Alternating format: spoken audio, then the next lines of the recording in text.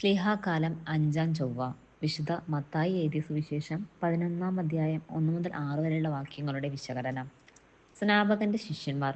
400 വർഷങ്ങൾക്ക് ശേഷം ഇസ്രായേലിൽ പ്രത്യക്ഷപ്പെട്ട ഒരു പ്രവാചകനാണ് സ്നാപകൻ എന്ന് ജനം വിശ്വസിച്ചിരുന്നു.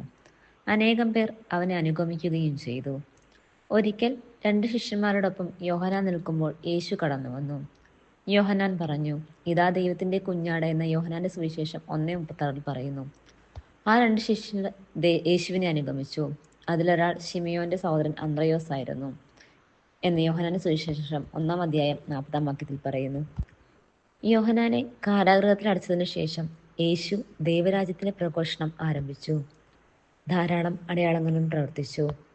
തന്റെ പിന്നാലെ വരുന്നവൻ ഫലം തരാത്ത വൃക്ഷങ്ങളെല്ലാം വെട്ടിത്തീയിലിടുമെന്നും വൃക്ഷത്തിന്റെ വേരിന് കോടാലി വെക്കുമെന്നും വീശുനിറം കൊണ്ട് കളം വെടുപ്പാക്കുമെന്നുമൊക്കെയുള്ള യോഹന്നാന്റെ മുന്നറിയിപ്പുകൾക്ക് പകരം കാരുണ്യത്തിന്റെയും അനുകമ്പയുടെയും എളിമയുടെയും സുവിശേഷമാണ് യേശു പ്രാവർത്തികമാക്കിക്കൊണ്ടിരുന്നത്. ഇത് അവരെ ഏറെ അസന്നിഗ്ധാവസ്ഥയിലാക്കി. അതിനാൽ വരാനിരിക്കുന്ന നീ തന്നെയോ എന്നറിയാൻ യോഹന്നാൻ തന്റെ ശിഷ്യരെ യേശുവിന്റെ അരികിലേക്ക് പറഞ്ഞുവിടുന്ന ഭാഗമാണ് ഇന്ന് നമ്മുടെ ചിന്താവിഷയം. അതിന് നേരിട്ട് മറുപടി പറയാതെ തന്നിലൂടെ നടക്കുന്ന രക്ഷാകര കാലത്തിന്റെ അടയാളങ്ങൾ എന്തൊക്കെയാണെന്ന് അറിയിക്കുവാൻ യേശു അവരെ പുറത്തുവിടുന്നു.